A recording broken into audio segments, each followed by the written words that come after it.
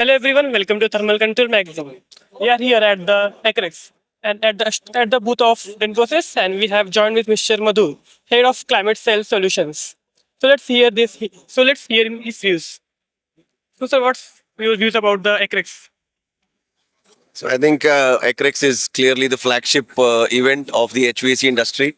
Today morning, somebody said this is the Mahakumbh of HVAC industry. So I think that's the apt word I should say, because when I look at the 24 editions, this is the biggest, and the kind of innovations we see all around today since morning. I think the response, it has been immense. We clearly see that people are looking for more and more innovative products, clearly fueled by Make in India, because more and more manufacturing is coming into India, which really calls for more and more energy efficient solutions. So I think I can clearly see a lot of momentum in the industry with the people from R&D, people from supply chain, people from product management pouring into the Hall of Fame, this event actually today. So really great response. And what are the new technologies and products are you displaying over here? So actually, we are focusing on two aspects. So when it comes to HVAC and refrigeration, the biggest aspect is energy efficiency, and the second aspect is very important is the use of right refrigerants. So when I look at energy efficiency, obviously it is of paramount importance because more and more energy we are consuming, we need to save. So today we have launched some new products which are specifically related to saving energy. We have launched the new variable frequency drives, IC2 and IC7. We've also launched BTU meters. BTU meters, simple meaning is the customer can calculate what they are consuming. So it's not about only saving. We should know how much we are saving, and then we can really measure that, and we can make changes in the future to save more power. The second aspect is refrigerants. You need to understand what is going to happen is in future we are going to use more eco-friendly refrigerants, but those eco-friendly refrigerants come with a rider. They are all mildly flammable or flammable. So today what we are doing is we have launched gas detection sensors, which are very essential to be used, because if you want to use these kind of refrigerants, any leak should not be harmful to the people. And that's where I think these pressure sensors have been launched, this gas detection sensors. Another important aspect is in future, you will see CO2 being used as a refrigerant. And so what we have done is we have launched certain products for CO2, which are very essential for the future actually. Because the standard products, because they cannot be used with CO2 because of very high pressures. So you need to really use the right product. And that's what we have also done. So these are some of the new advancements which we are displaying today. Okay, and these are the equipments are sustainable for the climate. Obviously, they are very sustainable because one of the important angle whenever we are producing a product is uh, first of all how much material is being used. Very important. So less and less material can be used. How we can recycle that. So that is another important aspect from a circularity angle. So yes, when we look at producing a new product, we keep track of these things as well. Everyone is talking about GWP, low GWP. Yeah. So what's your views about that? So I think the refrigerants which we are using currently, they're all high GWP. Obviously, GWP is global warming potential, which means we are adding more and more heat as the refrigerant is leaked into the atmosphere.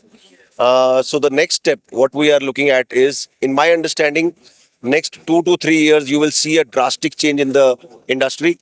People will start moving towards low GWP refrigerants. It will start with large systems because that is more of an informed sales, and these solutions are available. So if you look at large chillers for buildings like this, buildings like shopping malls, hospitals, hotels, you will start them seeing them moving towards low GWP refrigerants. The next in line will be commercial air conditioning products, which are used for smaller establishments like a banking institution, or a restaurant. So these are the products where you will start seeing more and more movement to the low GWP.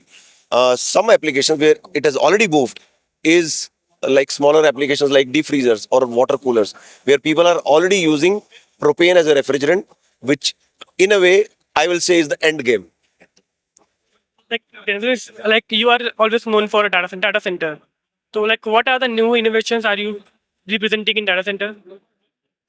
So I think we have a very wide portfolio for data centers. It starts with the multiple range of compressors first, which are highly energy efficient in nature. Second in line is all kinds of refrigeration controls, which we have been supplying to the data center industry for the last 20 years. Now we are even exploring more and more areas. So we are moving into heat exchangers. Today we are already supplying the best in class micro channel heat exchangers to the data center industry. And we are not stopping at this. We also have the valves for the water movement. So water is required for the chilled water systems, and to manage that we are using high pressure pumps. We are also having pressure independent and balancing cum check valves. So these are new products which we have. And last but not the least is flexible hoses, which is very futuristic for the new technology like liquid cooling, which is going to come in the data center industry. And sir, what are the AI and IoT technologies are you implementing in refrigeration data center technologies? Yeah, I think very important question when we look at the traceability, very important aspect. So I can quote a very simple example what we are trying to do in the cold chain industry. So what we do today is we have smart controllers which are really taking care of the entire store, the lighting of the store, HVAC, the refrigeration, everything is getting recorded. The customer is getting the alerts on their phones or on their email IDs. So they will get to know what's happening in their store. Is their store best in class? If there is a problem happening, they will get the alarm, and the alarm will also go to the right contractor who is going to service that. So these kind of IoT solutions are already being there, which are being given to the retailers and the end users so that they can benefit out of that. And last question, sir, how do you believe Acrex will impact your business? I think, yeah, that's a very broad question, but I can see that if we look at Acrex, the biggest advantage of being here is the portfolio is getting diverse and diverse. Uh, in a customer meeting, I cannot reach out to the client with all the products. This is the right place where I can showcase everything what I have. I can also showcase it to all kinds of people who are coming. So we today see R&D guys from the manufacturer side.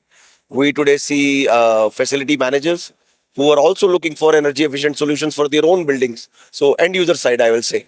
So end users, contractors, uh, all these communities which we see today, I think reaching out to them, I think it's very beneficial to be at Acrex because we can do. I think I will say strike the balance with most of the communities in one go. Thank you so much, sir. Thank you very much. Thank you. Thank you.